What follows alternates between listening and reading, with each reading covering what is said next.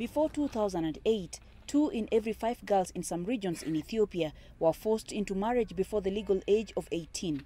A new report by the United Nations Children Education Fund, UNICEF, however, shows a downward trend in the last 10 years. Ethiopia, I think, is the country with the only unit, a national coordinating unit on harmful practices that brings together all the key stakeholders, including from UN agencies, the government ministries, NGOs, researchers, to come together and discuss and deliberate about what's working, what needs to be done better. And at the moment, the group is working on a costed roadmap in terms of what are the investments needed between now and 2025 to end these practices. Winning the battle against child marriage is bound to take time because of barriers including poverty, lack of education and cultural traditions in parts of the country. We can help target the investments to those interventions that can reach the largest numbers of girls, and including in some of the most populated areas, but of course also in some of the areas where girls may be more remote, they're rural, it's harder to get services to them, because I think the key thing for us is we don't want to leave them behind either.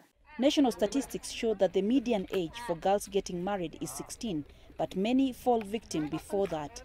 Alula Parkhurst has been researching and working closely with the Ministry of Women and Children Affairs in Ethiopia.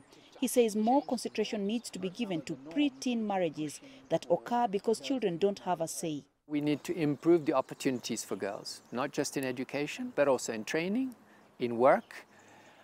We need to be able to provide childcare for those who've already got married and had children. And we need to work with girls themselves so that they can stand up to these practices. And we need to work with boys and young men and fathers. We know that when fathers take a stance, that is even more important than mothers taking a stance. The government is also planning to use religious leaders to try and help change cultural expectations around child marriage.